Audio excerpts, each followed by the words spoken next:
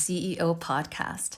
My name is Dr. Cindy. I'm a naturopathic doctor, a single mother of two beautiful girls, a retreat host, and I am super passionate about supporting families as they bring new life into this reality. I want to ensure that we are imprinting love, safety, and trust onto the next generation because I know that the ripple effects of that are far greater than we can even understand. So let's get rid of the fear, the anxiety, and the uncertainty that goes along with the birth process, and let's enter a new phase of reality. Jana Jones has been on a lifelong journey of reconnecting to her soul's healing through multiple certifications in reflexology, culinary nutrition, yoga, crystal healing, along with a passion in breathwork, immersion, and reconnecting to nature. Jana has come to understand her work is to empower the divine feminine to rise to their wisdom and full potential, finding their inner voice and honoring the sisterhood that will be essential for us to move forward. As a mother of three, homeschooling completely disconnected from the system, graduating from the foundations of Rudolf Steiner, from the Waldorf schools, developing the whole human spirit with a life full of experiences in mental wellness, pregnancies, pregnancy loss, healing from chronic illness, and living a life of mindfulness. Jana is excited to guide any who are ready to have support in their own inner work. Hello, Jana. How are you doing Hello. today? Good, thank you. How are you today? I'm good. I'm so excited that you're coming on to speak about your experience today and your background because I think your story is so powerful and it's going to really touch the hearts of so many women who might be feeling a little bit uncertain and not really sure how to connect to their voice, how to connect to their intuition. And so I'd love for women just to hear your story, really. I think it's a really powerful one. So we'll get started. I just kind of want you to just set the foundation a little bit about who you are and how you came to the journey that you're on right now. So I have had three beautiful babies at home. I've actually had six pregnancies. And the journey started from a lifetime of uh, chronic Crohn's disease. And so when I had my first baby, I realized nutrition was big. So I took culinary nutrition. That led me to a farmer's market at the Waldorf school. So Rudolf Steiner, Foundations in Rudolf Steiner, and my love of Waldorf, and really connecting to that inner journey and that inner work. That inner journey connected me to a life of breath work and yoga. And I'm right now at a crystal healing retreat, sharpening my skills of how to bring that energy medicine and energy healing. So I'm very much so understanding that living our best life and being in tune with ourselves um, for everybody makes everybody better. So um, my journey started there with my first son. He surprised us being 28 days early. We did not even have a diaper pail. Car seat was not installed. He was tiny, so we did not have preemie clothes. So no clothes, no diapers, no nothing. And I was not ready to leave work. So it was very much so unexpected. And that was a little bit of a whirlwind. My midwife explained that at that stage, we would not be having a home birth as I wanted, that it absolutely was required to be in the hospital. And I didn't know why. I said, well, they're going to be early, but I always felt like, but he wants to come early. Like he's ready to come early. But not knowing and not having any experience, I had doubt and I had fear, and I just went along with what I was being told. Um, that birth was traumatic for me. I think the most traumatic part of it is that for 3 hours immediately after birth, I was alone. My son had been taken to a NICU because his oxygenation levels were low, I had since understood from a good friend that we both know, Billy Harrington, that oxygen levels are supposed to be low because they haven't breathed ever before. So indeed, he never needed to leave me.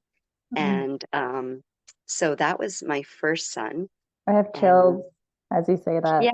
he didn't Yeah. need to oxygen level. And when Billy Harrington told me that, and she said, well, oxygen levels have to be low. They haven't ever actually breathed any oxygen. And I thought, well, that's just so obvious. But yet I'd never thought about that, right? You just trust medical professionals that they know what they're doing. And I knew from being in the medical industry as a patient since I was 8 years old that they take so many precautions, that they're part of making sure everything's so safe in their safety precautions. I personally have had harm done from taking safety precautions to the extreme. And Mm. so my heart really feels that my first son was that happened, that they took safety precautions to the extreme. Mm. Um, and, it's a controversial subject, but I know that that's how I feel. And I do know after 3 children and 6 pregnancies that there is a lot of weight and gravity to a mother's intuition. One of the most beautiful things I heard is that part of the DNA strand actually gets imprinted on the mother's brain. So, this is why mothers have intuition, because we actually hold the code of our children in our system. And so we have this connection to them that we can't explain. So, I Mm. thought that was really beautiful. That was my first pregnancy. My second pregnancy, talking about genetics, his umbilical cord had a low pulse rate. And my Okay. third pregnancy, I was sitting in the hospital because I had to go in for an ultrasound because they ultrasounded me every 5 seconds on my third pregnancy. Um, or actually, that was my second pregnancy, but uh, they were saying the pulse rate's low. And I thought, you know what? That's just a concern. It doesn't mandate action, it just mandates monitoring. And Okay. so with my second pregnancy, I really wish I had have had that again, that trust of my voice and trust of my body to say, let's just wait and see. Let's make sure the baby's safe and I'm safe, but let's wait and see before we just act just because we can. But Hmm. Jeremy was 37 and a half weeks when we discovered the umbilical cord was had a high blood pulse, which means it was struggling. And they said, you know what? He's 37 and a half weeks. He's full term. He's Hmm. healthy. Let's get him out. And so they broke my water, and the placenta was not ready to be delivered. So Hmm. they did some pulling on my placenta to deliver it, help me deliver it because it wasn't ready. And I hemorrhaged and I had 3 blood transfusions. And Wow. Jeremy came out with a third copy of his 21st chromosome, Down syndrome. Mm. And I am a geriatric woman in the pregnancy world. And Hmm. so when I had my third pregnancy, MLH, I was 41. I have Crohn's disease. I had a premature labor. I had a genetic abnormality. I Hmm. hemorrhaged. And so when I said to my midwife, I'm having a home birth, it's happening. I am having a home birth. And she said, not a chance. Absolutely not a chance. I said, I'm going to have a home birth. And she said, look, I'm going to retire. I don't want a dead mommy and a dead baby or both as the way I'm retiring. I said, you're not. It's going to be fine. Jeremy was fine and beautiful. Mm. Justin was fine and beautiful.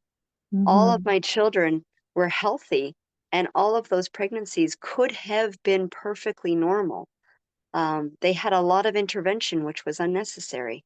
Mm. Um, so What made you, um, sorry, what made you want to explore a home birth? I wanted a home birth from the beginning because I had been in the medical industry since I was 8 years old, Hmm. and I have not. If I found that coming into the holistic community, even like with raw milk or with looking at alternative medicines, that was all because that I had spent now almost 40 years in the medical industry, and I've seen sides that I don't want to have anything to do with it anymore. So Yeah. having a child in the hospital is not a happy place for me. It's a Okay. place of I don't want to be in the hospital in any way, shape, or form. Mm. Um, I think that's an I important point. Yeah. I'm very grateful for hospitals for crisis care. Hmm. They serve a wonderful need for me for crisis care, but they're not a place where I feel safe. Yeah. And that's the And key. Where do yeah, you that's feel it. safe? And I think that's the message that I say to any mother. And I always ask, I said, can I tell you something? And I wait and see if they say yes or no. And if they say no, I say okay. But if they Mhm. say yes, I say you need to feel comfortable. And if you feel Absolutely. comfortable in a hospital, then that's where you should be. Yeah, You absolutely. really need to feel comfortable.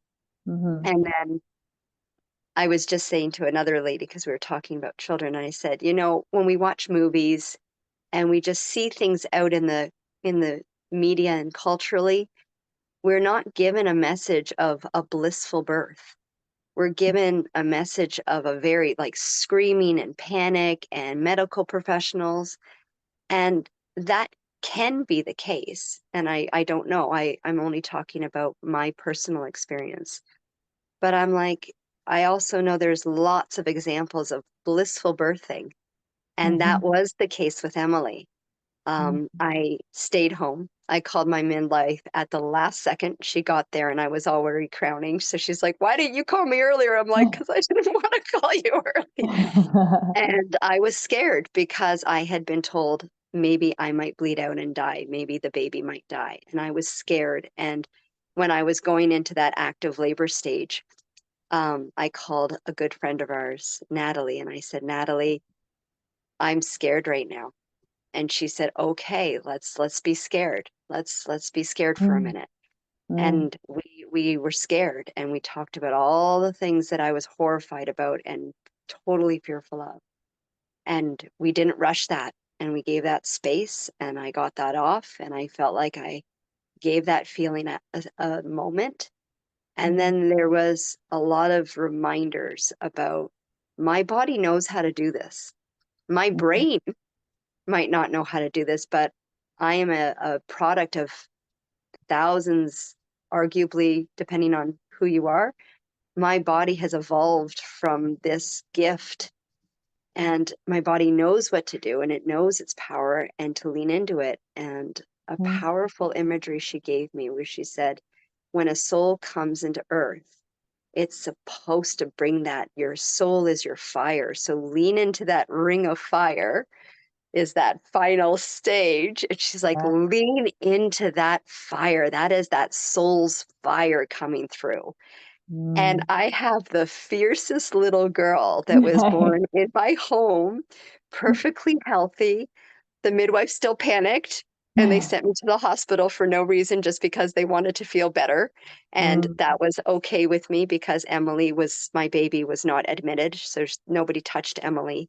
mm. And I have two little boys at home. So I had a night with just my daughter. So that was beautiful. Beautiful. And I had this beautiful birth and it was slow. And the midwives were asking me to push. And I just remember like, trust your body, listen to your body.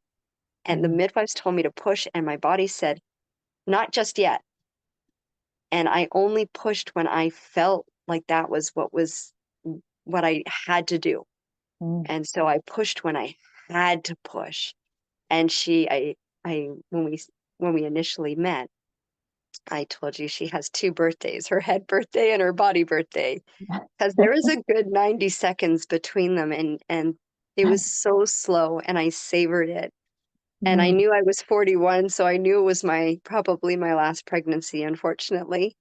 Um, but I savored it and it was a blissful birth. And I'm just so grateful for people like Natalie that gave me words like this to mhm, give me that experience. And I was just like, it's such a powerful message to say birth doesn't have to be scary. Birth doesn't have to be a medical event. mhm, Birth can be this beautiful, um, honored experience of having this soul incarnate here. And it's just, I'm just really grateful for this opportunity to have this conversation with you. Because if any mother is feeling, like I'm not sure, I want every mother to know to listen to Hmm. themselves and Hmm. to not feel pressured and to not feel rushed and just to listen to themselves and feel what their body's telling them. Yeah, yeah, absolutely. That's so powerful what you're saying. And I just want to give a big shout out to Natalie. If anyone is interested in getting to know her, she's at New Earth Natalie on Instagram, and she has created the New Earth Village where she brings people, and she's so good at creating community and supporting people, and the fact that you were able to reach out to her in such a vulnerable moment and receive the words, receive the guidance that you needed is so powerful, and it speaks to the importance of sisterhood during this phase of who we are as women. Because yes, we can be supported by men, and a lot of women have their partners who is a male as their birth partner. But there's something so special about sisterhood during this time. And I really want women to know that have whatever male you want there to support you, but reach out to your sisters, reach out to whoever you feel truly, truly, truly can support you, um, who understands your needs, especially when you're in a vulnerable situation, who you feel safe around, who you feel comfortable around, who ideally has had their own experience or at least can be there for you and hold space for you during that experience. And so one of the key things about your story, I think, is that when you felt like when we first met, you felt like you were maybe going to die, and you reached out to a sister who was able to help you get through that, who was able to help initiate you through that rite of passage. Mhm. And that, I mean, you said so many good things just there. Sisterhood. And I mean, I I was in the tub in water. I like to labor in the tub. I'm not a, for me, water birth is, I like to feel the gravity. It's the one time I feel as a female gravity is my friend. Yeah. But laboring the water is really wonderful. So I was in the tub and I was really thinking, should I get out and run to the hospital? Like, if I'm wrong and everybody else is right, I'm going to be really, there's going to be a huge ripple effect from me being wrong here. And I was really doubting myself. And I was really listening to the fear that was coming from the midwife. And I was very scared. And I was physically in the tub and I had the phone at the edge of the tub. And I'm like, Natalie. And she was just such a calm, like, sister, you've got this. Your body knows what to do. This is a beautiful, sacred time. And she just kept filling my ear with Mm, all of these beautiful, encouraging reminders that women as sisters need to know that our lineage of the creators of life mm, need to remember.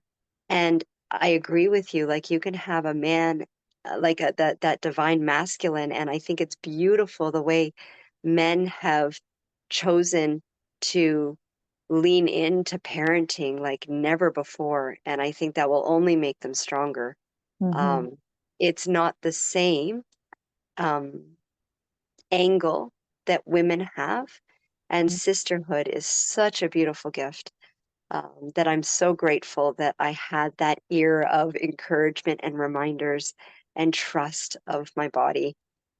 And the idea of the fire of the soul and the ring of fire. And yeah. I remember, because I mean, labor is painful. The ring of fire is not, but I looked at it differently after she gave me that image because I was like, this is the fire of the soul. And I was like, I was Mm, leaning into the pain and mm, I was embracing the pain instead of tensing from the pain. And I think that changed my relationship, my psychology. And I think that's why I enjoyed it. And mm, that's why I say about blissful birthing, because I didn't look at it as this horrible thing that was happening to me because it was hurting. I was looking at this soul is coming to me, and it's the power of this soul, and it is the strength. And I was just like, here she is. And I didn't know if she was a girl or a boy. So that mm, was, I never found out the gender for the third one. I was like, I'm doing the last birth the way I want to. I'm not finding out the gender. I'm not using the hospital. So I got it. And the baby came out and they said she's a girl. And it was just, even the other day I was looking at a newborn and you, I never realized how precious being pregnant and an honor it was, mm, and being able to have that imprint.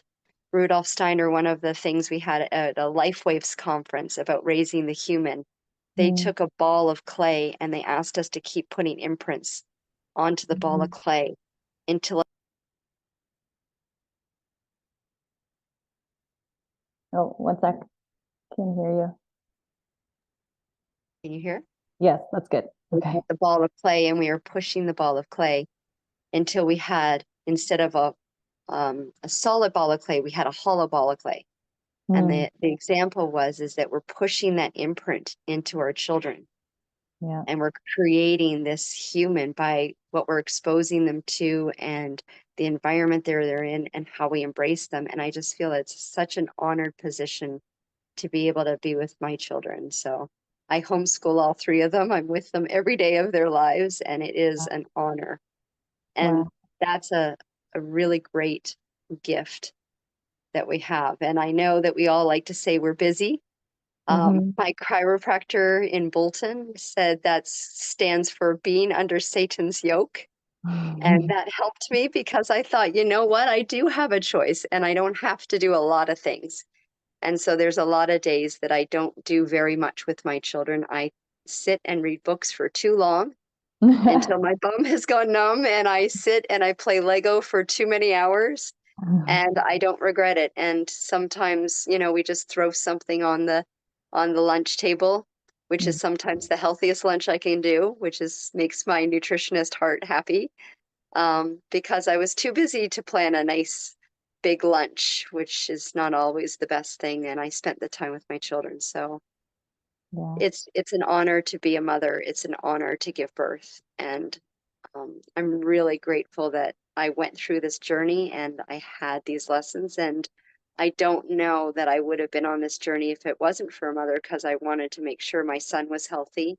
And that's really the journey that I've always been on. Hmm. Yeah, I love how you frame it as an honor. Like Hmm. we've been entrusted with these souls, Hmm. and they are not ours, but they come through us. Hmm. And we're able to choose what we, for the most part, whatever's in our control, what we imprint on them. And the idea of imprinting is also very big for me. And so when you just started speaking about that, there's like, my heart was smiling because it's like, what do we want to imprint on the next generation? And as they come through us, they're as before they take their first breath of life, there's an imprinting, an impression that happens with the environment that they come into.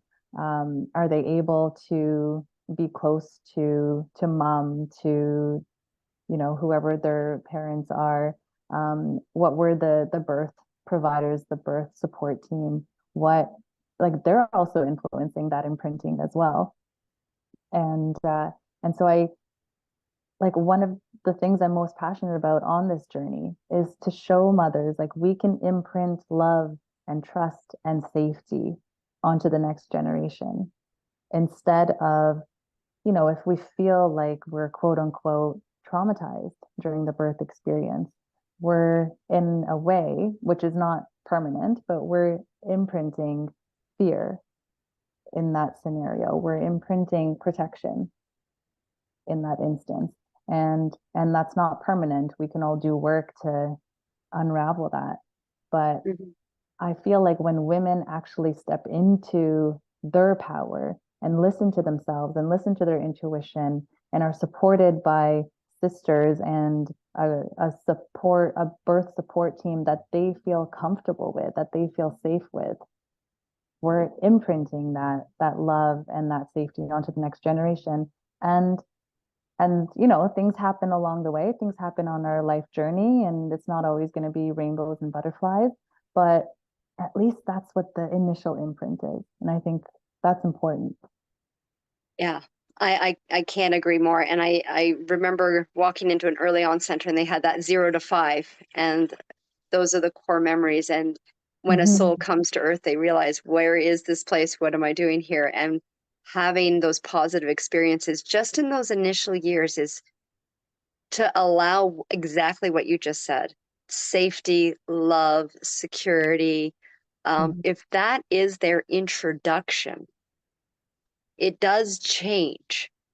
Mm-hmm. And so when we met through Tiz, Mm-hmm. and Tiz and yourself were doing a mother's circle to just give mothers. And anytime I see a pregnant mother, I'm aware that when I see anybody that's pregnant, that whatever she's feeling, the baby's feeling. And Mm-hmm. so if I can smile at a stranger and give her like a really big smile, because usually I have my children with me, so she knows that I'm a mother, and I'm Mm-hmm. smiling because I'm just so happy for her. And she can see that I'm smiling at her, and she smiles back. And I went, you know what? I just made her smile. And that means the baby smiled. So I didn't just help her, I helped the baby. So when you and Tiz are doing these circles for mothers, that's why I initially reached out, and I thought, making sure pregnant mothers have the most optimal environment and feel that sisterhood of support and encouragement only makes everything better. Yeah. And we talk about culturally, my aunt once, she fosters children. She is in her 70s and she has an 8-year-old because she fosters. And she said, Wow. you show me a generation of well-raised children, I'll show you a healed earth. Yeah. And I just think, you know what? If I'm only one person and I have my 3 children, and if that is all I can do, I have put 3 adults into the world that are in a position to help others. And if we can all be of service to each other, Mm-hmm. there is that idea that there's so many people on the planet, and if each one of us can make that turn into helping each other, Mm-hmm. that it does have a ripple effect. And so Yeah. there is an imprint, importance there. And so I'm very intentional about how I imprint on people, because I Mm-hmm. want to go home at the end of the night and feel like I've imprinted in a way I'm proud of. Yeah. Yeah. In a way that's in line with your values as Hmm. well, and who you are. And Yes. and I'd love to like expand on that idea because when when a mother is, and like regardless of the environment, regardless if it's in a hospital or a birthing center or at home or in the tub, or regardless of the environment, but when a mother is in touch with her divine feminine, and feels safe and feels like really in tune with who she is and is listening to that voice, that higher wisdom, that voice of guidance Hmm. that is allowing her to bring this life into this reality. um I think the like there's like a next level of imprinting that happens with that, and then it expands, like, yes, to how we treat each other, how we can be of service to each other, like how the next generation will treat other people. But I think it also is going to be like how reality is a mirror of who we are inside, right? And so even the how we treat the planet, how we treat all creatures, like all living animals, the ocean, um, everything, like our relationships, our bonds, how we relate to this whole reality that we live in, that's going to shift. Because if we are a fractal of this holographic reality that we live in, if we are the the ocean in a drop, not just a drop in the ocean, then Hmm. then that initial environment when we're marinating in the mother's womb and then we come into the earth, if that imprinting is sacred and revered and it's with love and trust and safety and security, as you say, that's what's going to change the world. And we can do And it in like a single or two generations, it not really that can. long. And the indigenous teachings and indigenous wisdom with the spirit animals, and it's our obligation to take care of Mother Earth. Mm, And I always tell my children whenever they fall, I said, well, Mommy Earth always catches you every true, time. She's never true, let you fall, Mommy Earth. so And then true. we always remember that, our breath is our life, and our breath is a direct product from the trees. So Mm, when we are a drop, we are the ocean in a drop. We really truly are. yeah. And it is how we treat animals, how we treat Mother Nature, how we treat each other is an expression of self care. Hmm. And so I don't know that there's that thought into that. So I think there's a lot of thoughtlessness, and not from a negative connotation, but I think there just is a lot of thoughtlessness when you drop litter. I mean, I wouldn't litter, but I know people litter, that there's not this idea that, oh my gosh, I just threw garbage on something that is holding me and provides Hmm. for me and is part of me. So Hmm. it's like a form, for me, that would be like a form of self-harm. Yeah, And this absolutely. We are in container the womb. this container holds my body, my soul, like my body holds my soul. And I know that energetic medicine and energetic healing and Reiki and biofield tuning and crystal healing and all of these things are becoming much more norm Hmm. or mainstream, which Hmm. is just to your say, like very quickly we can turn this because it's that intention and that energy that we're putting, and it is all that vibration. So when you have this kind of intention, it is a vibration, it is a frequency. There's Hmm. scientific measurement devices that can measure frequency. And so that can impact mothers, that can impact children, that can impact everybody.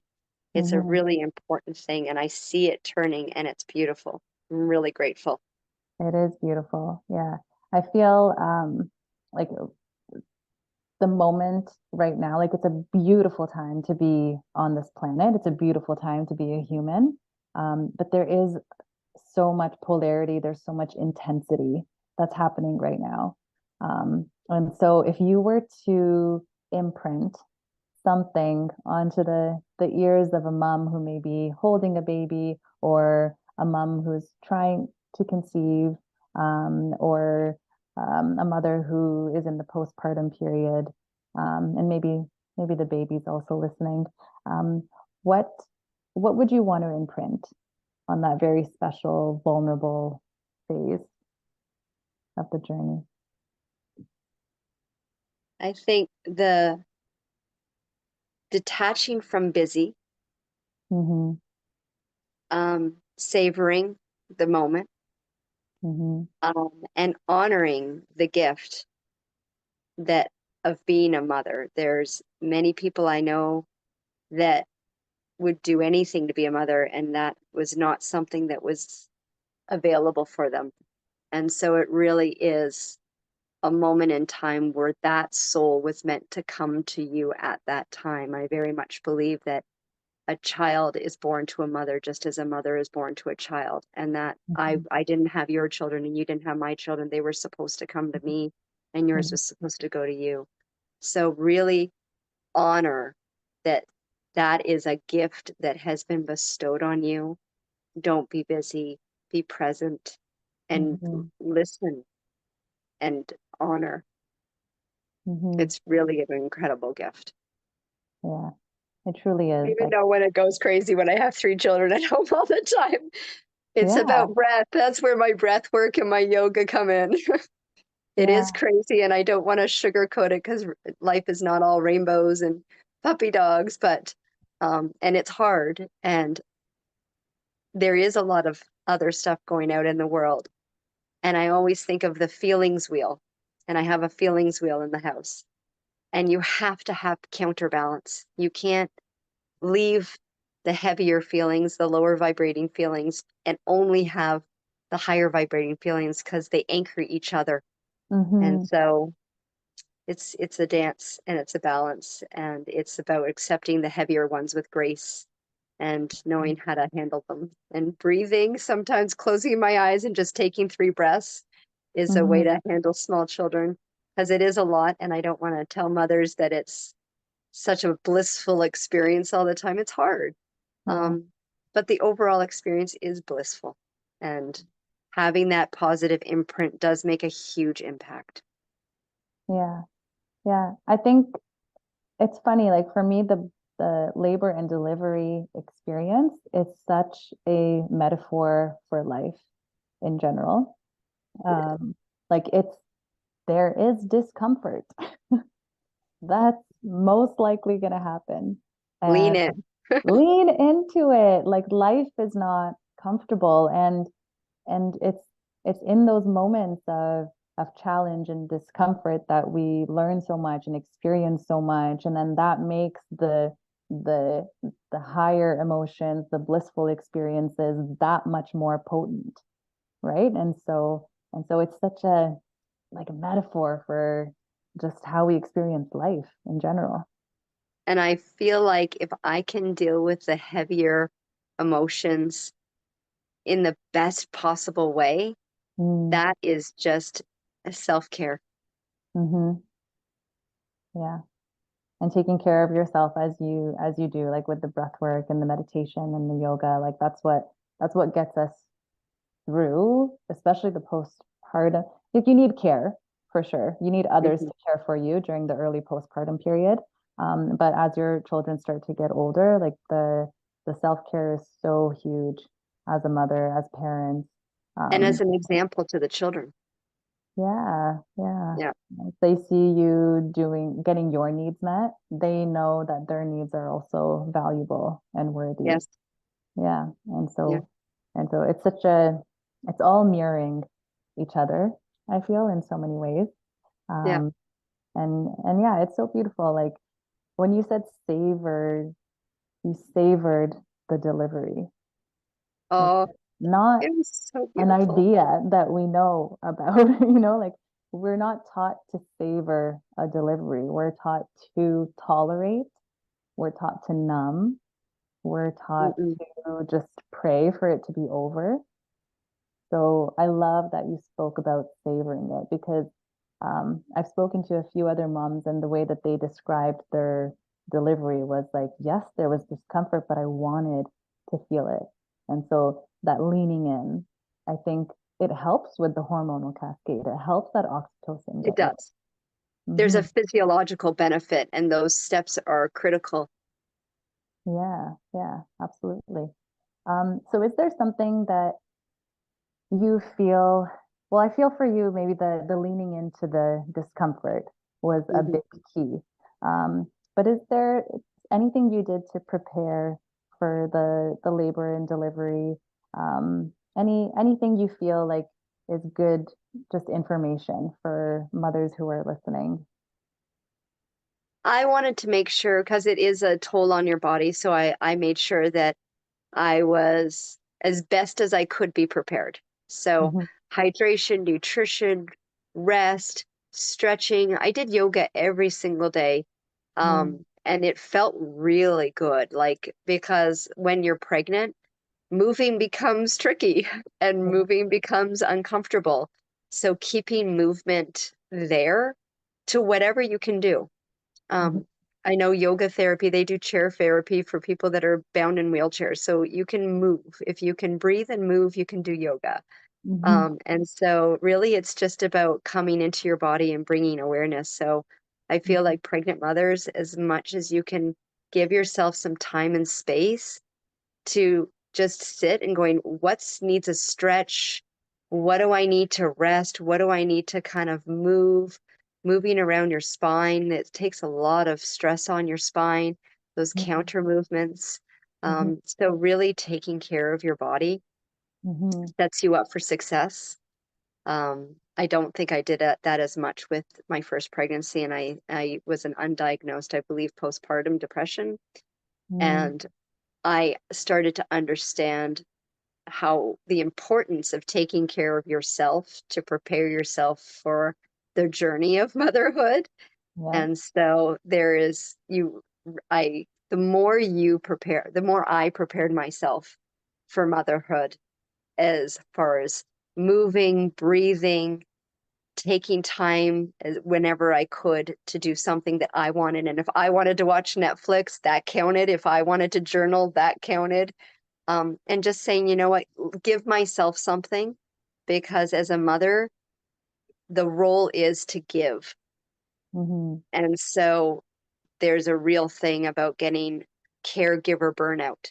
Hmm. And so to counterbalance that, it really is I need to take care of myself, and it's a physical job. So it is about making sure you're hydrated and you're nourishing your body, and you're giving yourself some space to have something for yourself. And I mean, I'm home with my children every day, and I found that for me, even if it's 2 minutes, Hmm. even if I can take 2 minutes every couple hours to do something just for me, that sacred time that I gave to myself. So I am taking care of myself, not just taking care of others.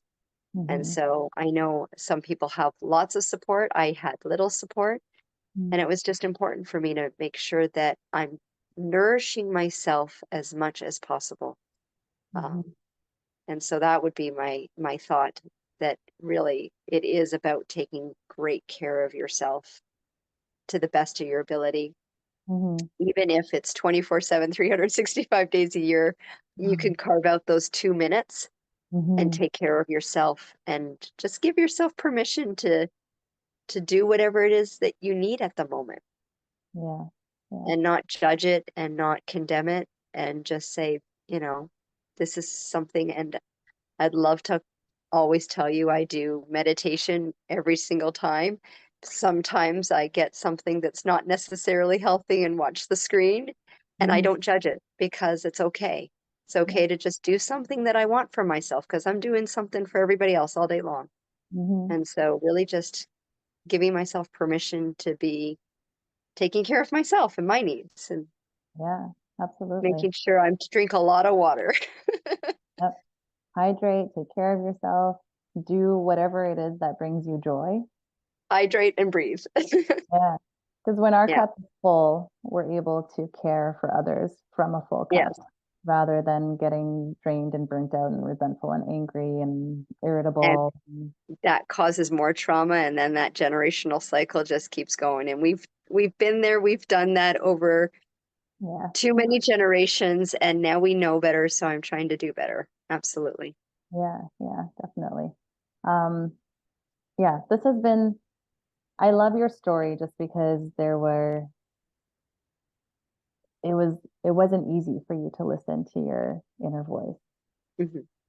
And there weren't a lot of people being like, yeah, yeah, you're a prime candidate for a home birth, right? You weren't just receiving positive reinforcement. You really took a stand for yourself and what you wanted, and you really had to protect that. And and that's so powerful.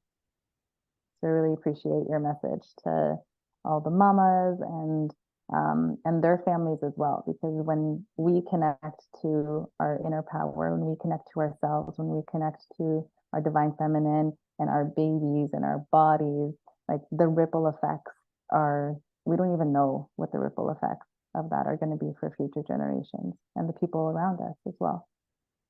I really do feel like it's a trailblazing moment of Mhm. remembering.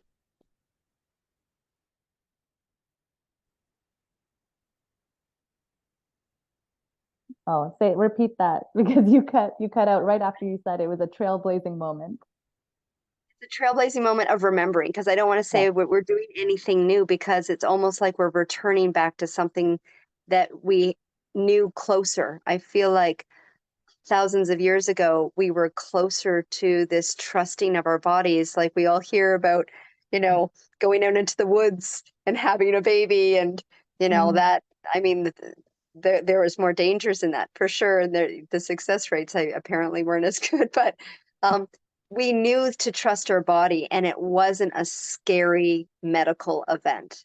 It Mhm. was something natural, and I Mhm. think that out of safety and good intention, we have stepped into the over safe environment and created a scary situation unnecessarily.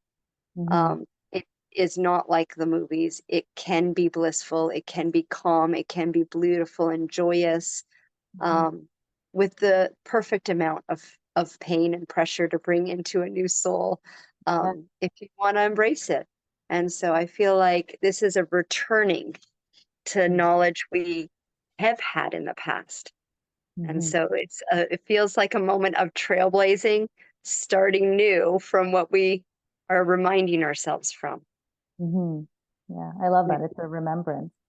It is a Absolutely. remembrance Yeah. because I mean that sisterhood in villages, in Mhm. communities, I mean, the sisterhood in the village really doesn't happen because you and I are not neighbors, and we're not doing this in circle in the middle of our field that we Mhm. tend together. So sisterhood really has taken a break, which is why I feel like the discussion on divine feminine and sisterhood is so essential Mhm. because we are connected individuals different than the divine male. Um, and so it is really a remembrance because I feel like we had it and we lost it, and it's a reclaiming. Yeah. Yeah. Yeah. It's a reclaiming, it's a remembrance, it's a Yeah. reconnecting. I Which love is such an awesome time to it. be. It Yeah. is. It is. It's such an exciting time to I be on love where right I now. can just say sister, and my person that I don't have what I used to thought was a sister, and we are like, yeah, you're my sister, and I'm like, I know, and you're my sister, and it's just a Mhm. beautiful thing. It's a It is. beautiful thing that women can encourage and uplift and support and trust and do no harm to each other. Mm-hmm. Yeah. Yeah. Yeah. And it's a healing. Every time we reconnect to our sisterhood, there's a healing that Yeah, happens. And precisely. yeah, I just feel like that's kind of going to be the fabric that kind of pushes us through this reclamation, through this Mhm. remembrance. Yeah. And yeah, I'm excited to be in sisterhood with you. As well, me, you. Thank Yeah, you so much, yeah, Cindy. yeah. Thank you. This was so lovely. So It was before we too. head off, I'd love for people to know how to connect with you, even if it's just email or to learn more about you. Yeah. And yeah, anything you have to share. Well, my name is Jana. I said that. And Jana Jones, Jones, at outlook.com. That's my email address. I am developing a website, so it's not quite done yet, but it's available and it's called lovelearning.com. Mm. And my Instagram is Tenet, Tenet, for life. And I Mm. say that because it's Indigenous teachings of integrity, honesty, trust, love, courage, the tenets that you need for life. And so I just want to give reverence to all of the things that I am grateful for and do my best for everybody because I know that's a way to help myself selfishly.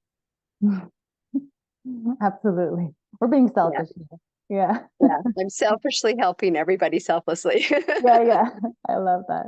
I love Yeah. it. Thank you so much, Okay. Jana. Thank you so much, Cindy, for the time and the space. Of course, absolutely. We'll talk soon. Okay. Bye. Bye.